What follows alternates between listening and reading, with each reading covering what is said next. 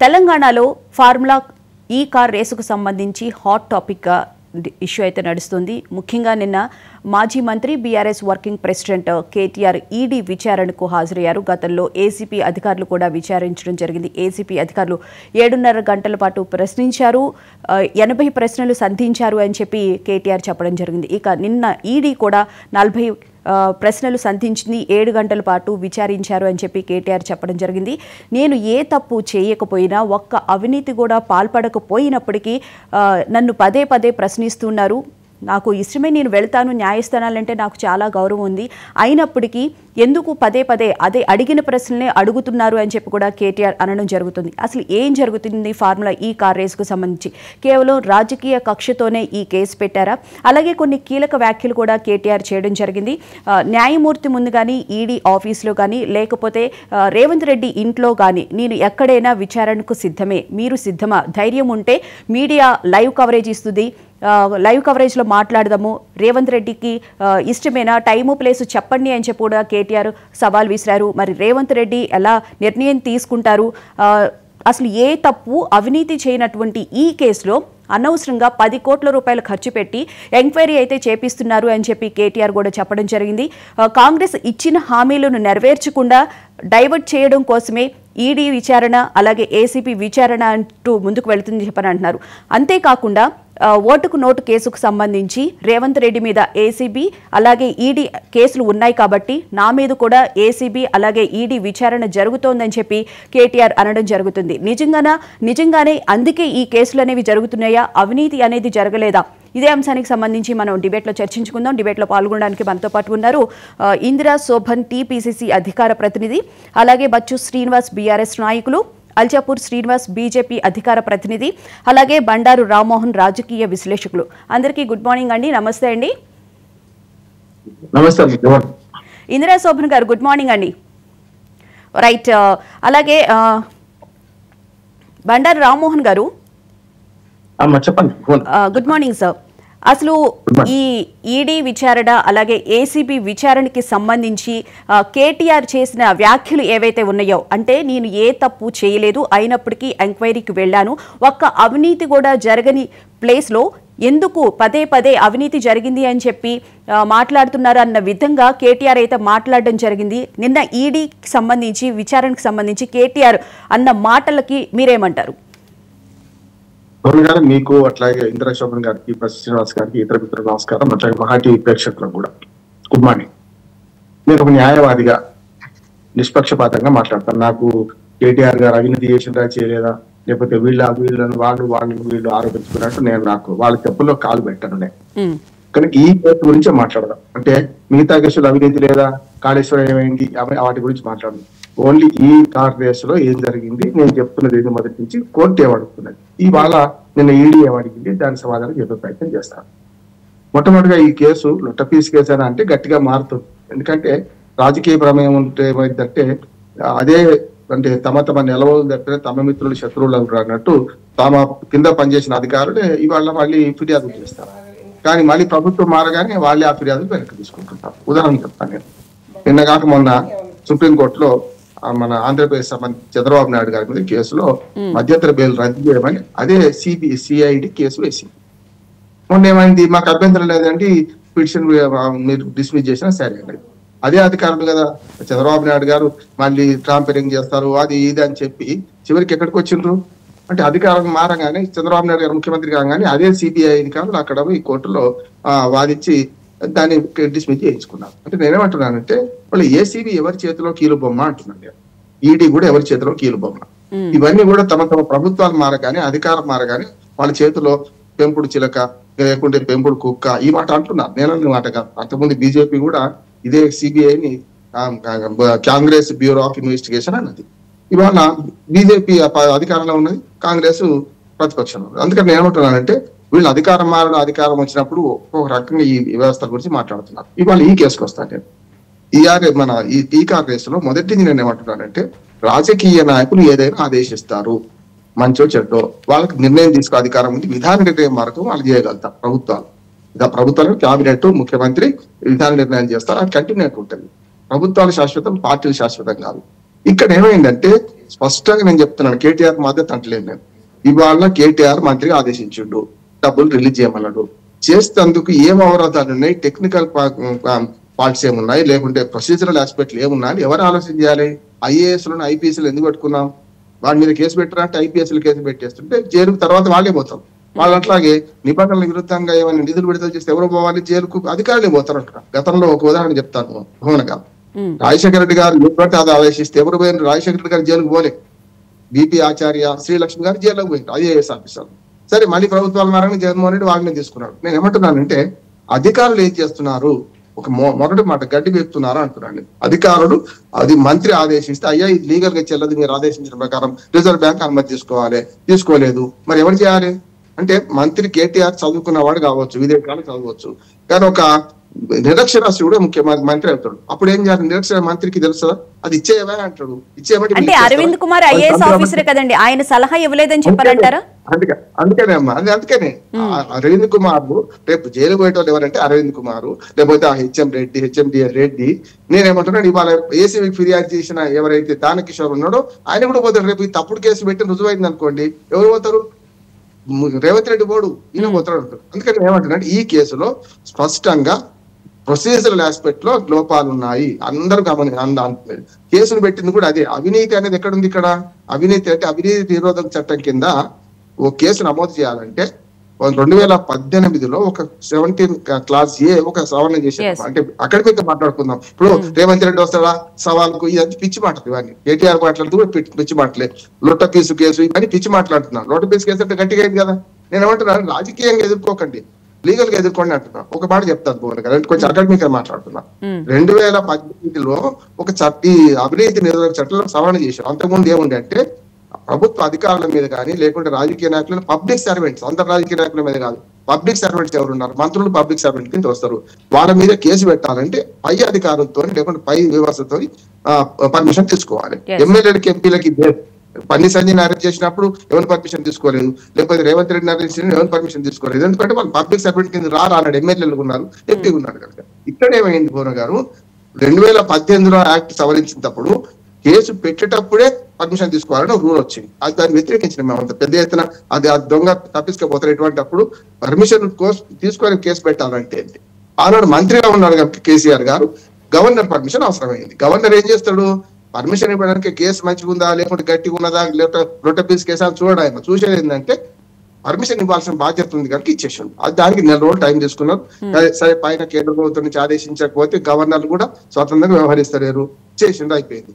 ఇప్పుడు ఏమంటున్నారంటే 3 ల్యాబ్స్ జరిగినాయి అక్కడ. ఒకటేమో రిజర్వ్ బ్యాంక్ తెలియకుండా ఈ డబ్బులు విదేశీ మార్గ ద్రవ్యాన్ని పంపడం అమ్మా, ఒక మాట. రెండోది ఏంటంటే 47 కోట్లు మార్చిన సందర్భంలో ఆదాయ పన్ను శాఖ నుంచి ఒక నోటీస్ వచ్చింది, 8 కోట్లు మరి మీరు కట్టాలి దీనికి ఫైన్ అని. అది ప్రభుత్వం కట్టింది. ప్రభుత్వం కదా అన్నాడు, ప్రభుత్వం కాకుండా కేటీఆర్ ఇంటకరి ఏరే కదా కట్టింది.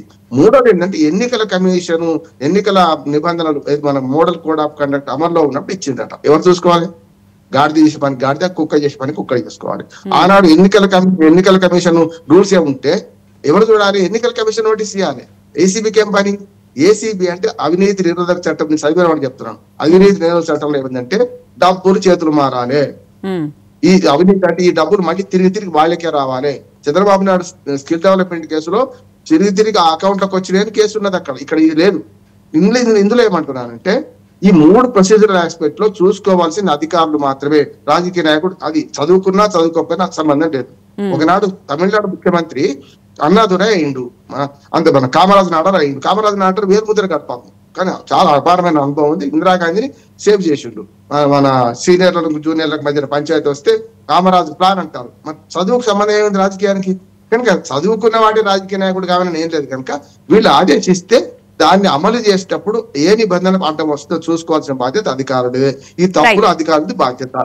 అందుకని దీని ఒక్క మాట, దీన్ని ఏం చేశారంటే ఇప్పుడు ఏసీబీ వచ్చింది, ఈడీ ఎందుకు కేసు పెట్టింది? ఏసీబీ వెనక మరి ఏమంటారంటే నకల్ మారనేక అకల్ రహిన అన్నట్టు, మన మేరేబాయి లిక్కి అన్నట్టు వాళ్ళు రాసిందే వీళ్ళు రాసి A1 A2 A3 వీళ్ళనే పేర్లు పెట్టి ఇవాళ ఈడీ విచారణ చేస్తారు. ఇవి 2 కూడా విచారణ సంస్థలు ఏం చేస్తున్నాయి? నేను అడిగిన ప్రశ్నలు అడుగుతున్నాయి. నేను అడిగిన ప్రశ్నలు నేను 2 నెలల నుంచి అడుగుతున్నాను. హైకోర్టు కూడా అదే అడిగింది, ఇక్కడ అవినీతి ఎక్కడ ఉంది అని అన్నది. కానీ హైకోర్టు ఏమన్నదంటే విచారణ జరగనియండి, స్క్వాష్ పిటిషన్ అమలు చేయకుండా. ఇప్పుడు చెప్తున్నా, గవర్నర్ పర్మిషన్ ఇచ్చింది కదా, లేకపోతే స్క్వాష్ పిటిషన్ అమలు చేయలేదు కదా. సుప్రీంకోర్టులో సుక్కెదురు సూర్యుడు ఎదురు ఉండదు. ఇక్కడ లీగల్ గా వాళ్ళు ఏమన్నారంటే విచారణ జరగనియం. కరెక్ట్, మరి నా ఉద్దేశం కూడా అంతే, విచారణ జరగనియాలి. ఏ కేసును కూడా ఆధారం లేకుండా కొట్టేయడానికి వీల్లేదు. వాళ్ళు ఎఫ్ఐఆర్ దాఖలు చేసిండ్రు, ఈడీ నడుస్తుంది, ఈ నడుస్తుంది, రెండిట్లలో జరగబోయేది కూడా చెప్తున్నాను నేను. రేపు పొద్దున ఇదే దానకిషోరు అక్రమ కేసు పెట్టిండని రేపు అరెస్ట్ అయ్యే అవకాశం ఉంటుంది. రేపు పొద్దున ప్రభుత్వాలు మానే అనుకోండి, రేపు ఇదే కేటీఆర్ ముఖ్యమంత్రి అయ్యింది అనుకోండి, మరి ఇదే ఏసీబీ ఎవరి చేతులు ఉంది? రాష్ట్ర ప్రభుత్వం చేతిలో ఉంది, కేంద్ర ప్రభుత్వం చేతులు. అందుకంటే వ్యవస్థను దుర్వినియోగం చేయకండి, రాజకీయ కక్షలను తీర్చుకోండి, నష్టమేం లేదు.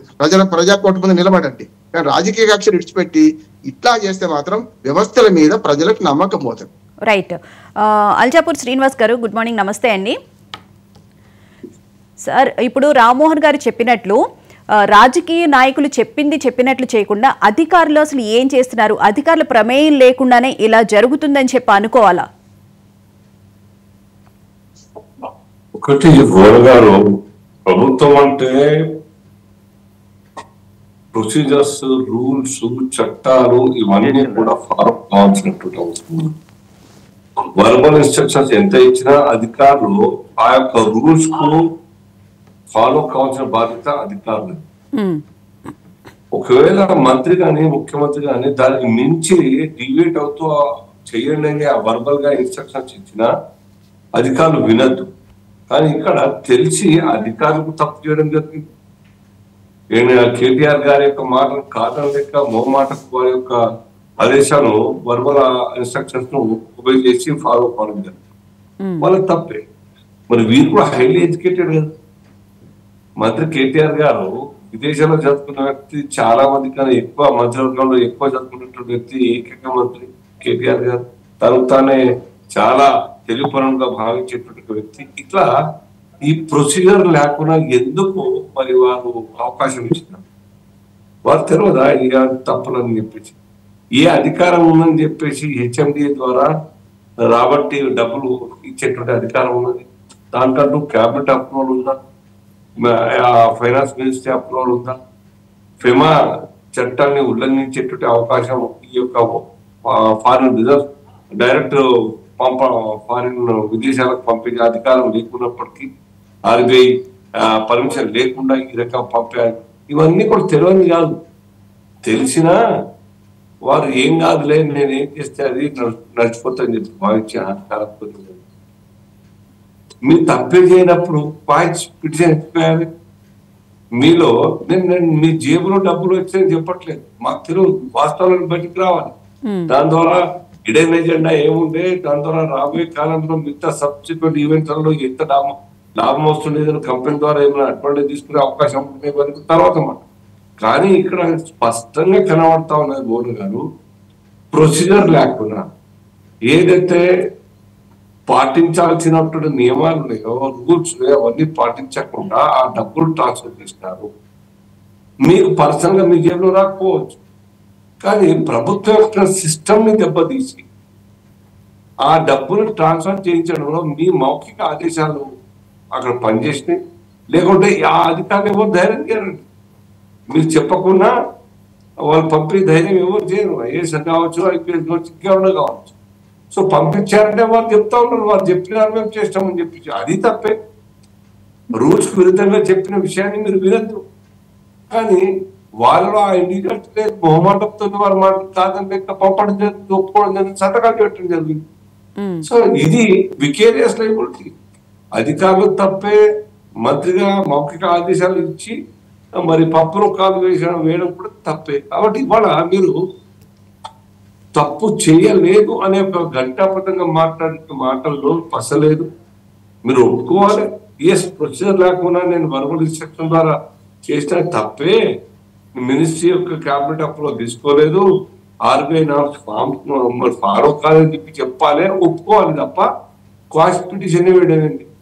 నా తప్పేమీ లేదు, నేను ఏ ప్రమాణం అంటే ఆ ప్రమాణం తింటాను, ఏ మాట ఎక్కడ కూర్చొని మాట్లాడడం ఊర్లో పంచాయతీ తీసుకున్నట్టు ఆరోగ్యం మాట్లాడుతున్నాం అంటే ఇవన్నీ కొంత లేని మాటలు కాదు. ఇవాళ కొంత కాకుండా ఉందాగా చెప్పండి, ఎస్ తప్పు జరిగి ఉంటే డెఫినెట్ గా చట్టం ఏం చెప్తే నేను ఒప్పుకుంటానని చెప్పి ఎన్నిసార్లు పిలిచినా వస్తానని కూడా చెప్తూ ఉన్నారు.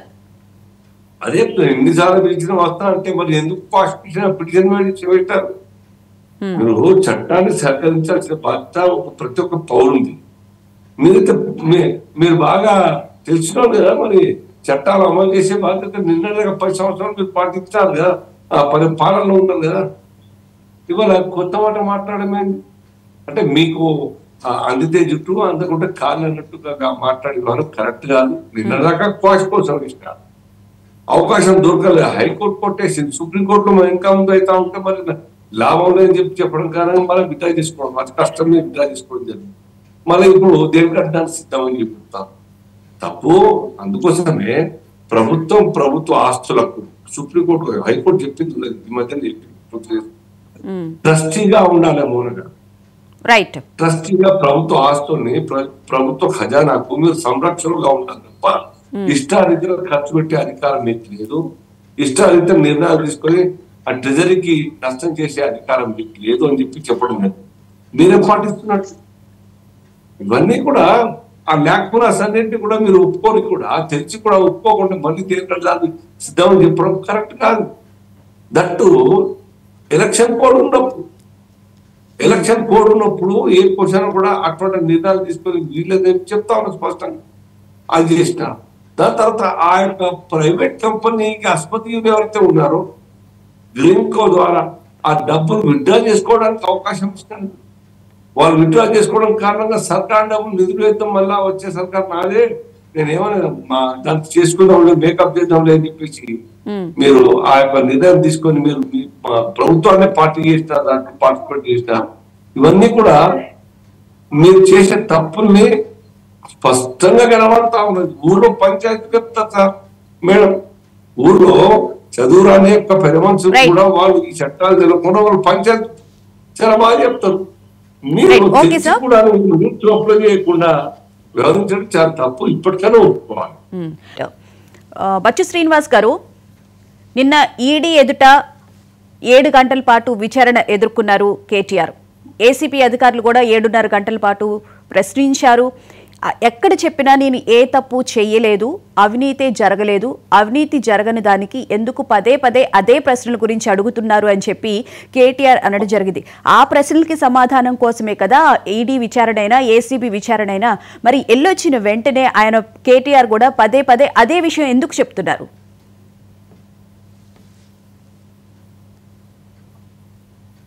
బచ్చు శ్రీనివాస్ గారు, మొట్టమొదట మహాన్యూస్ వీక్షకులకు, మీకు అక్కడ ఉన్నటువంటి పెద్దలు రామ్మోహన్ రావు గారికి, శ్రీనాథ్ సోదరికి అందరు కూడా నమస్తే.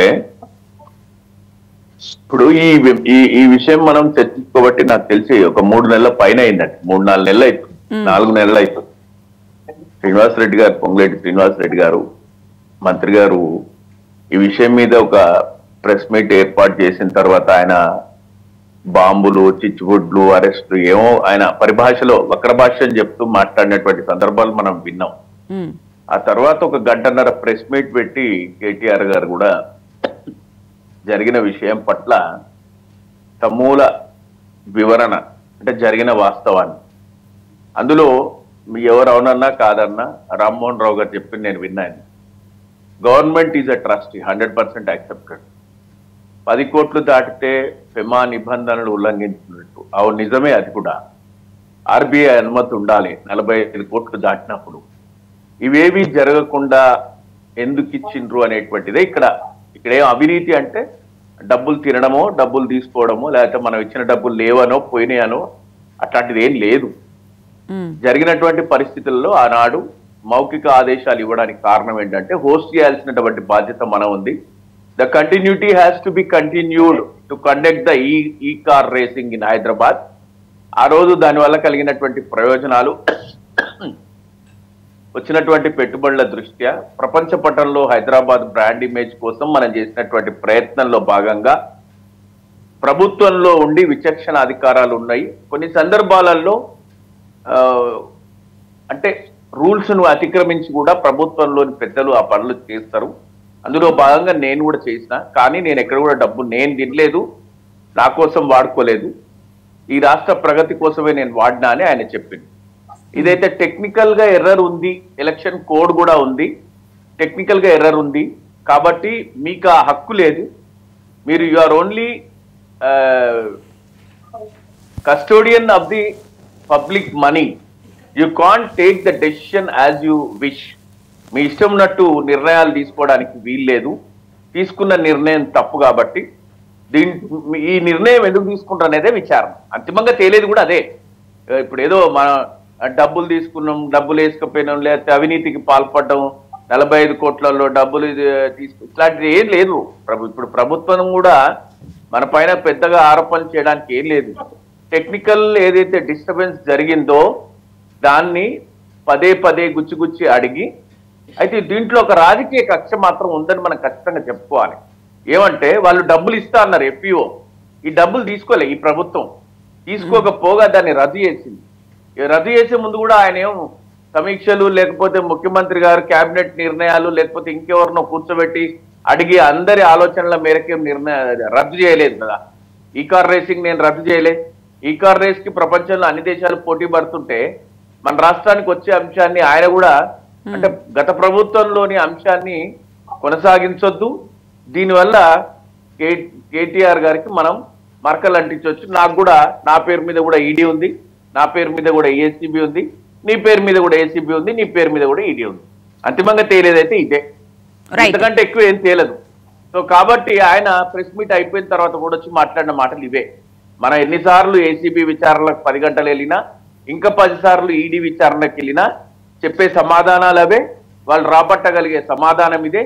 అంతిమంగా వాళ్ళు కొండలు దవ్వే ఎలుకను పట్టినట్టు ఈ ప్రభుత్వము తనకున్నటువంటి సంస్థల ద్వారా చేయగలిగేది అదే. ఇది కక్షపూరితమైనటువంటి ఏసీబీ ఒకటే రాష్ట్ర ప్రభుత్వం ఆధ్వర్యంలో ఉంటుందండి. ఈడీ సెంట్రల్ గవర్నమెంట్ కదా, రైట్? దాని గురించి చెప్పండి. ఇందిరా శోభన్ గారు గుడ్ మార్నింగ్ అండి. అయినప్పటికీ సెంట్రల్ గవర్నమెంట్ అయినప్పటికీ కూడా ఏసీబీలో కేసు నమోదైంది కాబట్టి ఫిమా నిబంధనలకు ఇందులో ఏదో మనీ లాండరింగ్ జరిగింది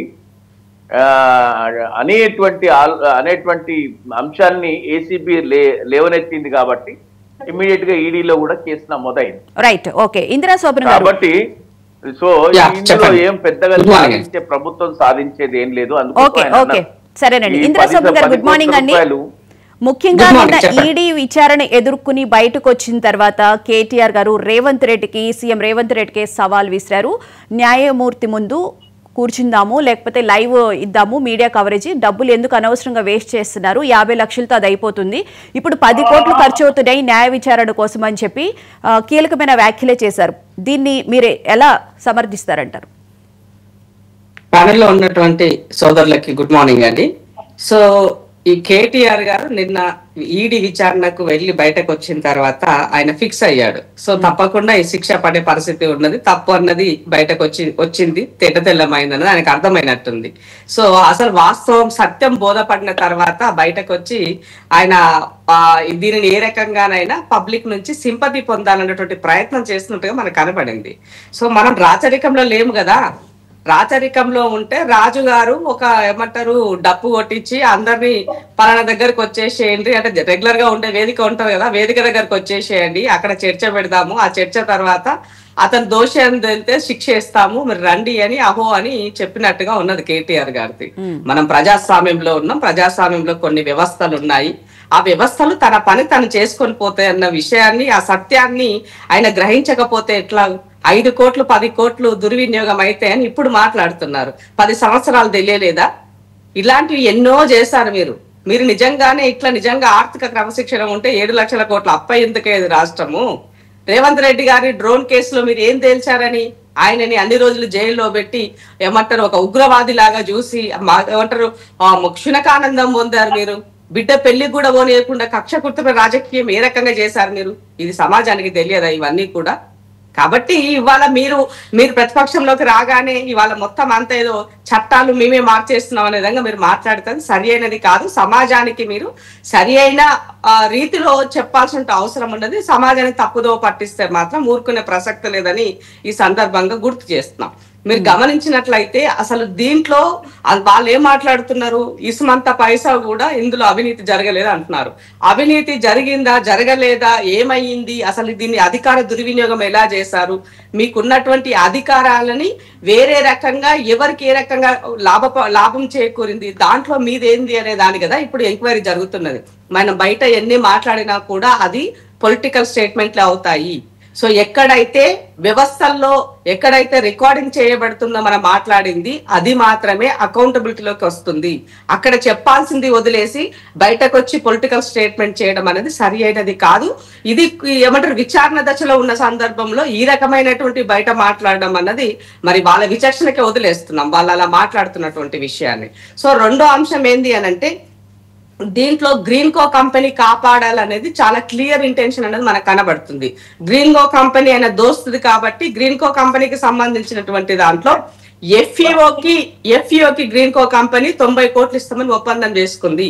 దాంట్లో 30 కోట్లు చెల్లించింది, మిగతా 60 కోట్లు ఇవ్వకుండా ఎగవేసింది అన్నది వాస్తవము. దానిని కేటీఆర్ గారు ఎలాంటి అనుమతులు లేకుండా ఇవాళ పిఎంఎల్ఏ ఏమంటారు prevent of money laundering act ఎందుకు వచ్చింది, తర్వాత ఫారిన్ ఎక్స్చేంజ్ మేనేజ్మెంట్ యాక్ట్ ఎందుకు వచ్చింది, సో ఇవాళ రిజర్వ్ బ్యాంక్ కు సంబంధించినటువంటి అనుమతి లేకుండా ఎందుకు జరగాల్సి వచ్చింది, కేబినెట్ ఆమోదం లేకుండా ఎందుకు జరగాల్సి వచ్చింది, ఇవన్నింటినీ కూడా ఇవాళ మీరు వైలేట్ చేశారు కాబట్టే వీటి నేపథ్యంలోనే వీటి అన్నింటినీ అంటే హరీబరిగా హడావుడిగా ఇక అధికారంలో నెక్స్ట్ ఉంటామో ఉండమో గ్యారంటీ లేదు కాబట్టి ఈ అమౌంట్ ని చెల్లించేయాలన్న ఉద్దేశంతో మీరు మీకున్నటువంటి అధికారాన్ని నోటి మాటగా అధికారులకు చెప్పి మీరు ఈ కార్యక్రమాన్ని చేశారు. 55 కోట్లు మీరు చెల్లింపులు చేశారు. సో ఈ చెల్లింపులు చేసిన దాంట్లోని భాగంగానే ఇవాళ ఎంక్వైరీ జరుగుతుంది. అగ్రిమెంట్ క్యాన్సిల్ చేసినప్పుడు కేబినెట్ అనుమతి తీసుకోలేదు కదా అని చెప్పి వాళ్ళు కూడా అంటూ ఉన్నారండి. మీరు ఇప్పుడు కేబినెట్ అనుమతి ఎప్పుడు వస్తుందండి, అసలు దీంట్లో ఏం జరిగిందో అన్నది అది దీంట్లో ఎంతవరకు తప్పుదం జరిగింది ఏం జరిగింది అనే చర్చ జరిగినాక అందులోకి వెళ్ళినాక కదా ఇదంతా జరిగేది.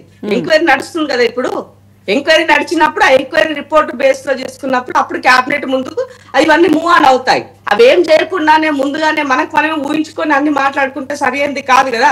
కేటీఆర్ గారు చెప్పిన స్క్రిప్ట్ ఇవాళ బయట అందరూ మాట్లాడాలి, సమాజం అంతా వినాలని అనుకుంటే అది సరైనది కాదు. ఆ రోజులు చెల్లిపోయినాయి. ఇవాళ ఏమంటారు, ప్రజాస్వామ్యంలో ఉన్నాం, మొన్నదాకా నియంత పాలనలో ఉన్నాం, ఇవాళ మనం ప్రజాస్వామ్యంలో ఉన్నాం.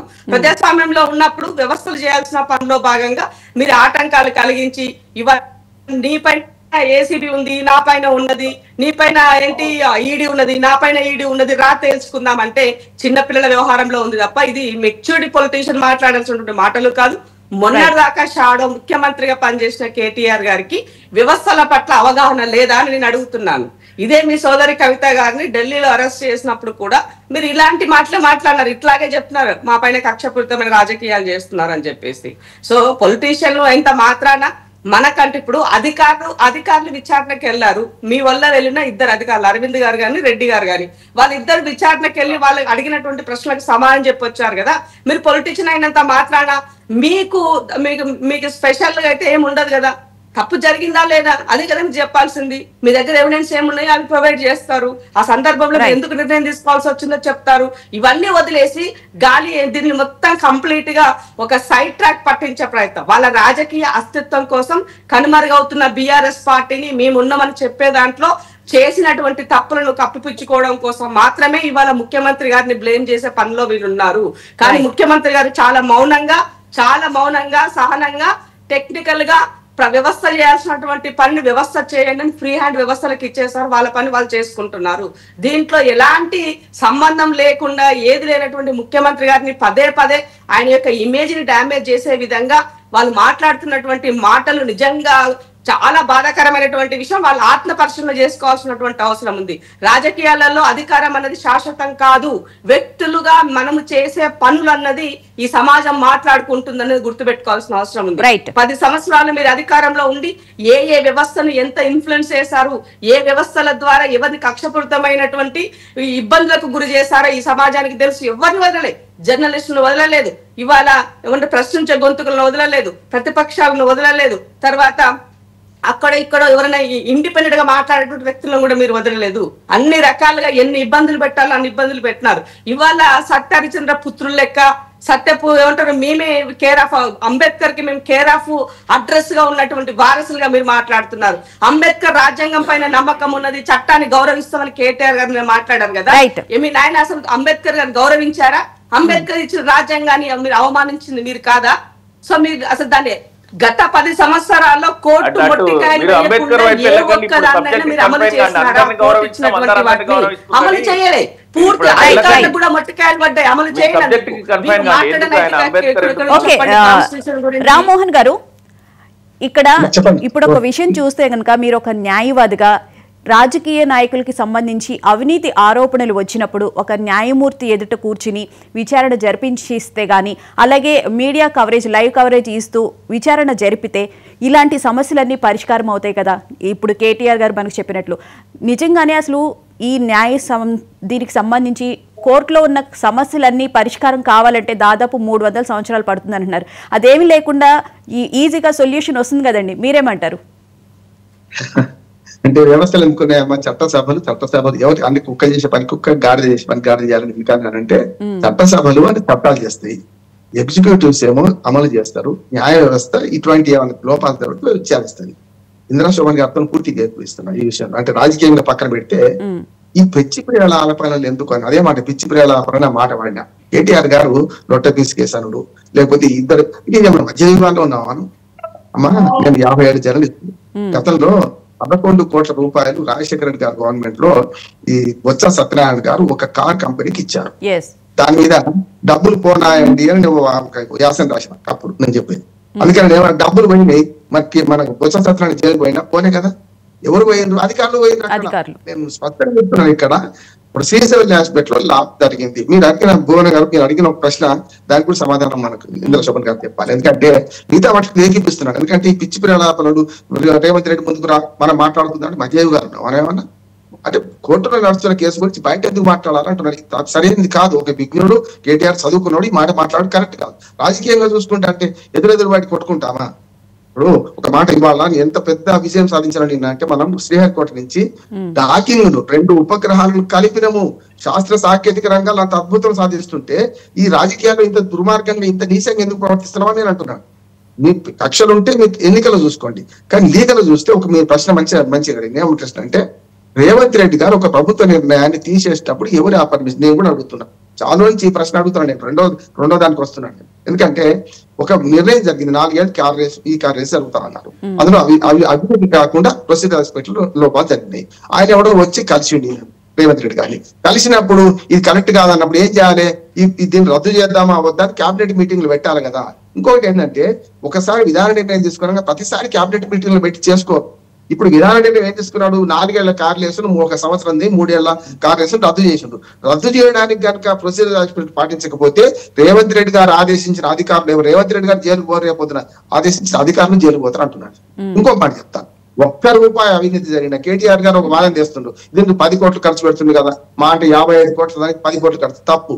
ఎందుకంటే ₹1 రికవరీ చేయడానికి నేను చెప్తాను ఒక కేసు 10 లక్షలు ఖర్చు పెట్టింది గవర్నమెంట్. 10 లక్షలు ₹1 రికవర్ చేయడానికి. దాన్ని ఉత్తరప్రదేశ్ దాన్ని సుప్రీంకోర్టు దాకా పోయింది ఆ కేసు. అంటే ₹1 కోసం 10 లక్షలు ఖర్చు పెట్టిన తప్ప కాదు. అవినీతి రూపాయి అవినీతి, పైసా అవినీతి, 55 కోట్లైన అవినీతి. ఇక్కడ అవినీతి సమస్య ఎక్కడ ఉందని నేను లీగల్ గా మాట్లాడుతుంది అంటే అవినీతి లేదు ప్రొసీజర్ ఆస్పెక్ట్ లో జరుగుతుంది. ఇక రాజకీయానికి వస్తాను. ఈడీ ఎప్పుడు రావాల్సిందమ్మా? ఏసీబీ కేసు పెట్టడం మొదలు కాదు. ఏసీబీకి కిందికి రాదు, 13(1) కిందికి రాదు ఇది. కానీ ఈడీకి వస్తుంది. ఈడీ ఏం చేయాలంటే ఎప్పుడైతే ఆదాయ పన్ను శాఖకు రిజర్వ్ బ్యాంక్ అని పంపినరో ఏది 8 కోట్ల ఫైన్ కట్టమని అప్పుడు ఈడీ ఎంటర్ కావాలంటే. ఇప్పుడు ఏమైంది? మన జాంజపూర్ శ్రీనివాస్ గారు ఒప్పుకోరు. కానీ నేనేమంటున్నానంటే బీజేపీ ఎక్కడ వెనకబడిపోతుందో అని.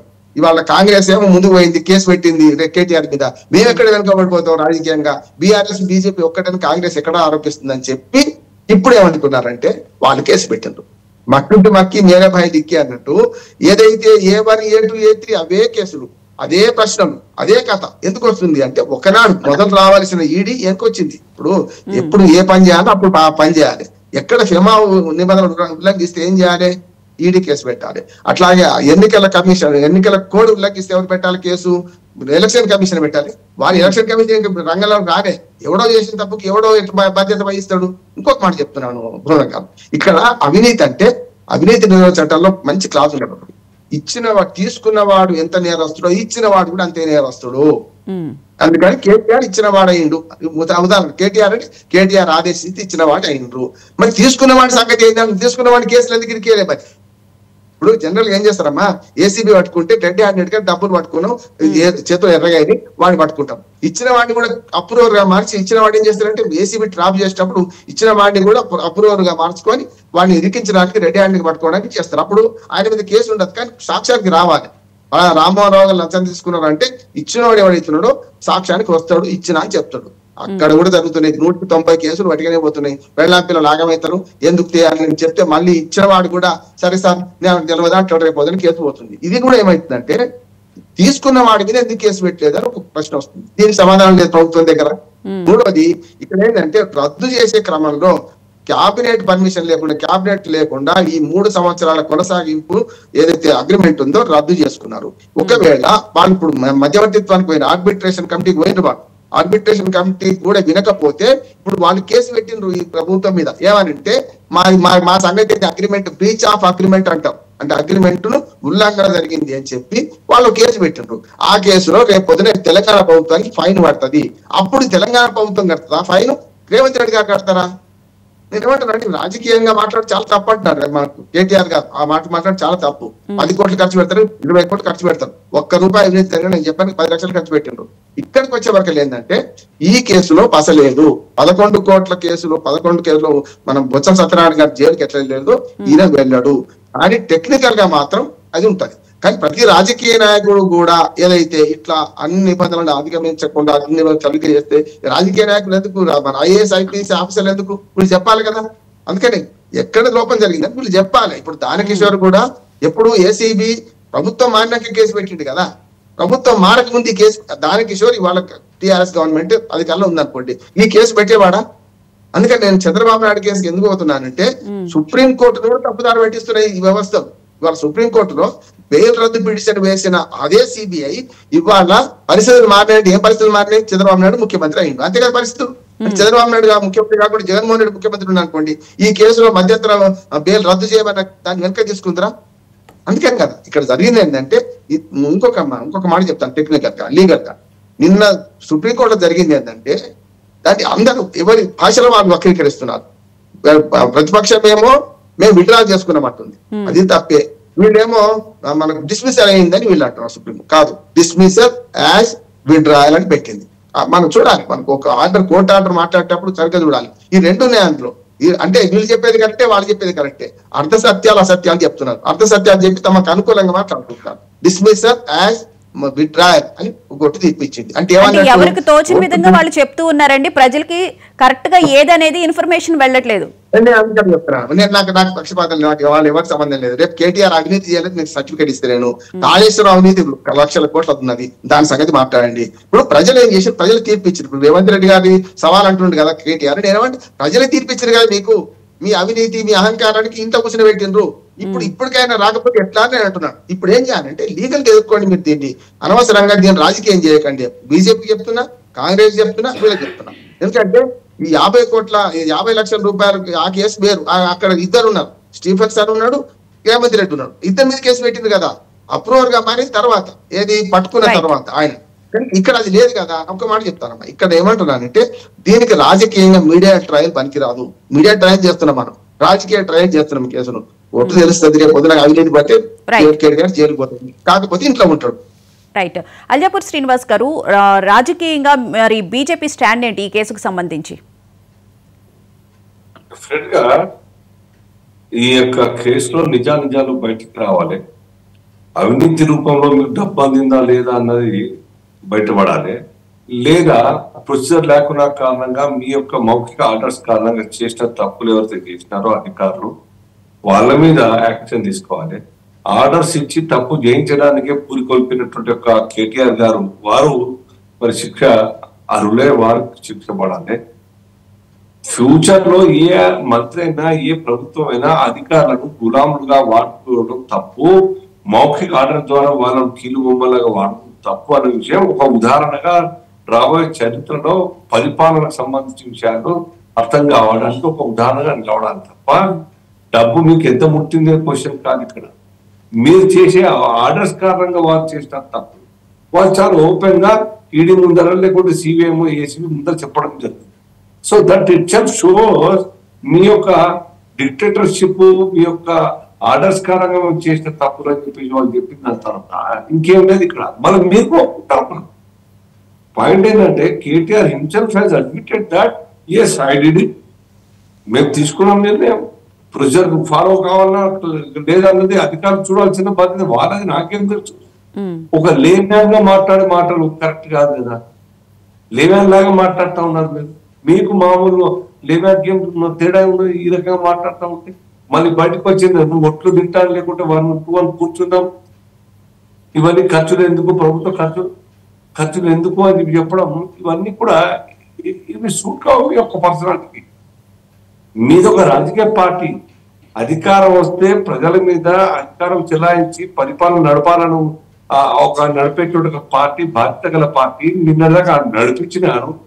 సో ఒక ఇన్సిడెంట్ తో ఇన్ని రకాల యొక్క మీ యొక్క మెంటాలిటీ, అపరిపక్వత, అహంకారం, డిక్టేటర్షిప్ అన్ని బయటపడతా ఉంటే 10 ఏళ్ల కాలం పాటు జరిగిన పరిపాలనలో ఇవాళ కాంగ్రెస్ సర్కార్ చేసేటువంటి యొక్క చేస్తే గనక అనేక ఇటువంటి లొసుకులు, ఇటువంటి తప్పులు, ఇటువంటి అక్రమాలు, ఇంకా అవినీతి కూడా బయటపడతాయి ఈ యొక్క సర్కార్. నాట్ ఓన్లీ కేటీఆర్ ఒక్కరే కాదు, కాంగ్రెస్ సర్కార్ ఎందుకు చాలు వాళ్ళకు ఛాన్స్ ఇస్తుందో అర్థం కాదు. కానీ కేసీఆర్ కావచ్చు, హరీష్ రావు కావచ్చు, ఆయన సంతోష్ కావచ్చు, ఇలా అనేక మంది ఈ సర్కార్ను ప్రజాస్వామ్య సర్కార్ గా భావించి నడపలేదు. ఇది ఒక రాచరిక వ్యవస్థ. మా కుటుంబమే తీసుకునే నిర్ణయాలు శిరోధార్యం కావాల్సిందే, ఇక్కడ పరిపాలన పనుగా నడాల్సింది తప్ప వేరే కాదు. ఖజానా మాది, మా ఖాందాన్ సంపాదించి మేము పరిస్థితులు ప్రజల పనిగా భావన అయితే ఉన్నదో ఈ తప్పులు ఇటువంటి భావనతోనే అనేక రకాలుగా తప్పులు చేసి ఉంటది. ఆ వాస్తవాలకు బయటకు రావాలి. రైట్. ప్రజలకు ప్రజాస్వామ్యం మీద విశ్వాసం పెరగాలి, చట్టాల మీద విశ్వాసం పెరగాలి. మా ఖజానాకు మా డబ్బు, మేము ట్యాక్స్ ద్వారా చెల్లించే డబ్బులకు ఎటువంటి దోకాలి, సంరక్షించే సర్కార్ ఇక్కడ ఉన్నది, రూల్స్ పాటించేటువంటి సర్కార్ ఇక్కడ ఉన్నది, చట్టాన్ని మరి అతిక్రమించకుండా నడిపే సర్కార్ ఉన్నది విశ్వాసం కలగాలి. ఒకవేళ తప్పు చేసినా రాబోయే సర్కారు ఏ కోసం వదిలిపెట్టని ఉదాహరణ ఇవాళ నిలబడాలా, నిలబెట్టే బాధ్యత ఇవాళ ఈ యొక్క న్యాయ వ్యవస్థ మీద ఉన్నది, అట్లనే సర్కార్ మీద ఉన్న రాష్ట్ర సర్కార్ మీద. ప్రజలు కూడా గమనిస్తూ ఉంటారు ఇటువంటి వారిని ఎట్లా ఉంచాలని.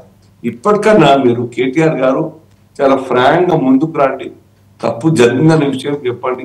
అంతే తప్ప నాకేం సంబంధం లేదు మళ్ళా అని వితండవాదం చేస్తే మాత్రం ప్రజలు ఆల్రెడీ మిమ్మల్ని దూరం కొట్టారు. రాబోయే కాలంలో ఆశలు పెట్టుకుని రాజకీయాలు చేస్తా ఉంటే ఆ ఆశలకు కూడా అన్ని ఆశలు మీ యొక్క వ్యవహారం ద్వారా మరి నిరూపించుకుంటారు. కాబట్టి మీకే లాస్ జరుగుతుంది. ఇప్పుడు ముందుకు రావడానికి బీజేపీ వారు సూచనిస్తాం. రైట్. బచ్చు శ్రీనివాస్ గారు, ఇంత జరుగుతున్నా కేసీఆర్ గారు ఒక్క మాట కూడా మాట్లాడట్లేదు. ఆయన ఇంతవరకు స్పందించినట్లు కూడా ఎక్కడ మనకి కనిపించలేదు. అంటే కేటీఆర్ గారు ఏసీబీ విచారణ అలాగే ఈడీ విచారణకు కూడా నిన్న వెళ్ళొచ్చారు. కానీ అధ్యక్షులుగా ఉన్నటువంటి కేసీఆర్ మాత్రం ఇంతవరకు స్పందించకపోవడానికి ప్రధాన కారణం ఏంటి? అసలు పెద్ద కారణాలు ఏం లేవండి. ఆయన స్పందించాల్సినటువంటి అవసరమే ఉంది. అభియోగం ఉన్న అంటే గత ప్రభుత్వానికి సంబంధించి అవినీతికి సంబంధించే కదా ఇప్పుడు అంత విచారణ జరుగుతుంది. అయినప్పటికీ కూడా ఆయన స్పందించాల్సిన అవసరం లేదంటారా? ఇప్పుడు అవినీతి గురించి మాట్లాడే పెద్దలందరూ కూడా రెడ్ హ్యాండెడ్ గా దొరికి ముఖ్యమంత్రులు అయిన వాళ్ళు కదా, వాళ్ళు మా అవినీతి గురించి మాట్లాడేది ఏంటి? కాలం చాలా బలమైనది, విచారణ జరుగుతున్నది, అభియోగాలు మోపిండ్రు, విచారణ ఎదుర్కొంటున్నాం కదా. మేము సంవిధానాన్ని గౌరవిస్తున్నాం, వాళ్ళు పట్టుకొని తిరిగే సంవిధానాన్ని మేము గౌరవిస్తున్నాం, చట్టాన్ని గౌరవిస్తున్నాం, వ్యవస్థలను గౌరవిస్తున్నాం, చెప్పిన ప్రకారం వస్తున్నాం. ఇంకా దాంట్లో ఏముంది? ఇవి అభియోగాలు మాత్రమే. ఇవి ఓన్లీ అభియోగాలు. ముద్దాయిగా మేము ఉన్నాం కానీ మమ్మల్ని దోషిగా దోషిగా తేల్చలేరు కదా. అది టైం పడుతుంది. ఇంకా it takes lot of time. Let the process has to be continued. ఈ ప్రాసెస్ కి మేము ఎక్కడైనా వ్యతిరేకిస్తే, జరిగిన తప్పిదం మేము ఒప్పుకోకపోతే జరిగిన వాస్తవాలు వెల్లడించకపోతే మా తప్పు, టెక్నికల్ ఎర్రర్ జరిగింది అని పదే 100 సార్లు చెప్పినా కూడా మళ్ళా మీరు తప్పు చేసిండ్రు, 45 కోట్లు ఎట్లు ఇస్తారు, ఎవరిని అడిగి ఇచ్చిండ్రు, ఇచ్చినాం కదా, మేము ఎవరిని అడగకుండా ఇచ్చినామని చెప్తున్నాం కదా. మాకున్నటువంటి విచక్షణాధికారాలు, రాబోయే ప్రభుత్వం మాదే, తెలంగాణ ప్రజల ప్రయోజనాల కోసం, హైదరాబాద్ బ్రాండ్ ఇమేజ్ కోసం. అంటే ప్రజల యొక్క తీర్పు రాకుండా మాదే అని చెప్పి అసలు ఎట్లా అనుకుంటారండి? We are very confident. అప్పుడు ప్రభుత్వంలో ఉన్నాం, మళ్ళీ ప్రభుత్వం మాదే వస్తుంది అనుకున్నాం కదా, అది కూడా చెప్పింది కదా ఆయన కేటీఆర్ గారు, ప్రభుత్వం మాదే వస్తుంది అనుకున్నాం. వాళ్ళకి మాకు తేడా ఎంత అండి? 1.6 ఓట్సే కదా. వాళ్ళు అది తప్పు కాదంటారా? ఎన్నికలు జరగడానికి 6 నెలల ముందు కర్ణాటకలో గెలిచింది. కర్ణాటకలో గెలవడానికి ముందు గాంధీ భవన్ లో మనుషులు లేరు కదా.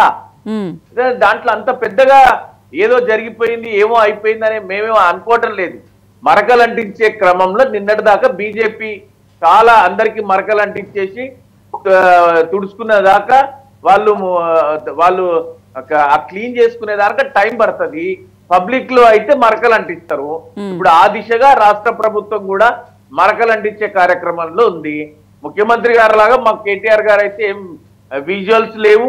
ఆయన ఏమన్నా అంటే బీఆర్ఎస్ ప్రభుత్వం మీద ప్రజల్లో వ్యతిరేకత లేదు అంటారు. అది వ్యతిరేకత లేదని ఎట్లా అంటామండి? 10 సంవత్సరాల పరిపాలనలో మార్పు కోరుకున్నటువంటి ప్రజల తీర్పును స్వాగతించాలి కదా. ఒక నిర్మాణాత్మకమైనటువంటి ప్రతిపక్షంగా మా బాధ్యత మేము నిర్వర్తిస్తున్నాం కదా. మాపై మోపినటువంటి అభియోగాల పట్ల కేంద్ర రాష్ట్ర ప్రభుత్వాలకు సహకరిస్తూ ప్రభుత్వ సంస్థల ఎదుట మేము నిల్చుంటున్నాం కదా. నిన్న కవిత గారు కావచ్చు, నేడు కేటీఆర్ గారు కావచ్చు, రేపు ఇంకెవరిని నిలబెడతారో తెలియదు. వాళ్ళు ఫోన్ ట్యాపింగ్ అన్నారు, కాళేశ్వరం అన్నారు, ఇంకేమేమి తీస్తారో తెలియదు కదా. ప్రజలకు పాలనను అందించడం చేతగానప్పుడు ప్రజల దృష్టిని మరల్చడానికి, ప్రజల ముందు దోషిగా నిలబెట్టడానికి వాళ్ళు ఎన్నో కుతంత్రాలు చేస్తారు. వాటన్నింటిని ఎదుర్కొంటాం, మేము నినదిస్తూనే ఉంటాం. ప్రజలకు ఇచ్చిన హామీలు నెరవేర్చే వరకు, వాళ్ళు ఇచ్చినటువంటి గ్యారంటీలకు వ్యారంటీ లేదు. ఆ గ్యారంటీ వచ్చే వరకు, వ్యారంటీ తెచ్చే వరకు, 420 హామీలు అమలు అయ్యేంత వరకు ప్రజా గొంతుకై అసెంబ్లీ లోపల, అసెంబ్లీ బయట బీఆర్ఎస్ పార్టీ అధిష్టానం, శ్రేణులు అందరూ కూడా నినదిస్తారు. ఇందులో ఎట్లాంటి శజవిషాలు లేవు. ఎవరికి కూడా ఏ విధమైనటువంటి రెండో ఆలోచనకు తావులేదు. ముఖ్యమంత్రి గారు ఎంత బలంగా మా మీద కేసులు రుద్దే ప్రయత్నం చేసినా కూడా అంతిమంగా ప్రజాక్షేత్రంలో తేల్చుకుంటాం. 4 సంవత్సరాల సమయం ఉంది వాళ్లకు. ఆ సమయాన్ని ఖచ్చితంగా వాళ్ళు వినియోగించుకుంటారు, వినియోగించుకోవాలి కూడా. రైట్. ఇందిరా సోబర్ గారు, బచ్చు శ్రీనివాస్ గారు చెప్పిన దాంతో మీరు ఏకీభవిస్తారు. చెప్పండి రామ్మోహన్ గారు. ఒక మాట మాట్లాడాను. శోభన్ గారు, ఇందిరా నాకు క్షమించాలి.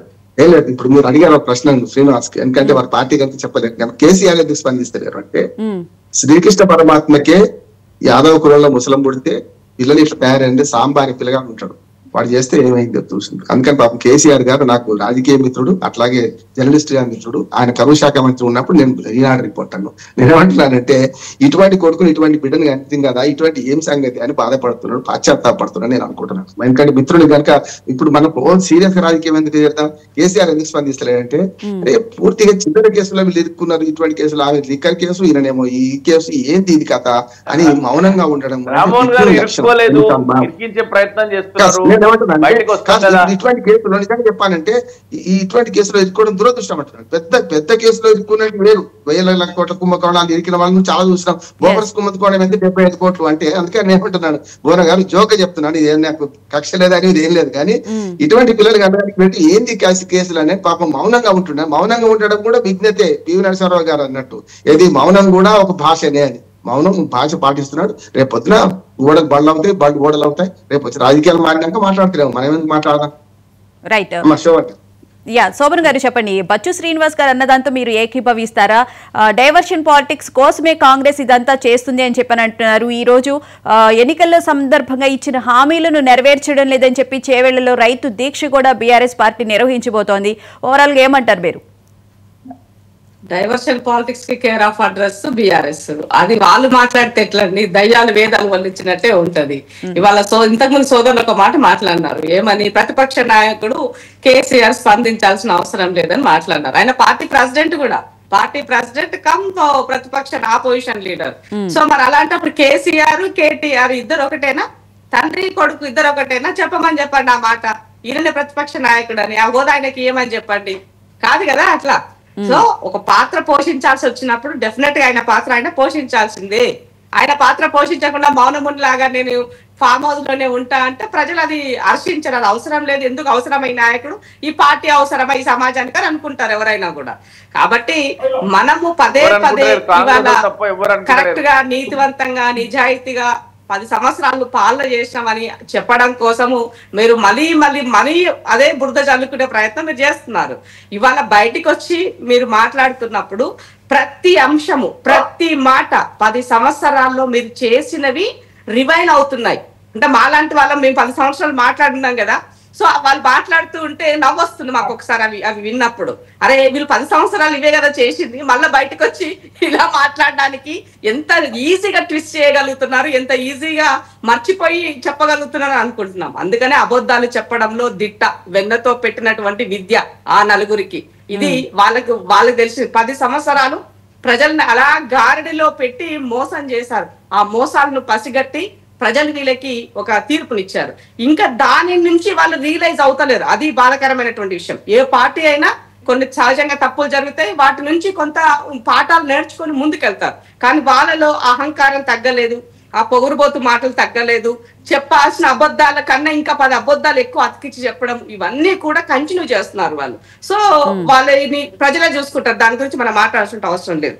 అయితే ఈ కేసుకు సంబంధించి సోదరులు ఇందాక ఒక మాట చెప్తున్నారు, ఏమని, తీసుకున్న వాడిపైన కేసు లేదా అని అడిగినారు. అలా తప్పకుండా డబ్బులు తీసుకున్న వాడిపైన ఉంటది, డబ్బులు ఇచ్చిన వాడిపైన ఉంటది. ఇచ్చిన వాడు ఎందుకు ఇచ్చాడు ఏమి చెప్పడం ప్రైమరీలో మన నడుస్తుంది, ట్రయల్ అంతా ప్రైమరీలోనే ఉన్నది.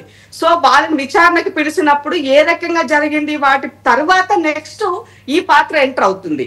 సో కాబట్టి ఇక్కడ ఫస్ట్ ఆఫ్ ఆల్ ఇచ్చిన ప్రాసెస్ లో భాగంగానే ఎక్కడ అధికార దుర్వినియోగం జరిగి దీని ద్వారా ఎవరికి లాభం చేకూరింది, దీని వెనక ఉన్న క్విట్ ప్రోకో ఏంటి అనే దానిపైన ఇవాళ ఇది మనకి ఎంక్వైరీ నడుస్తుంది, మనం గమనించాల్సినటువంటి విషయం.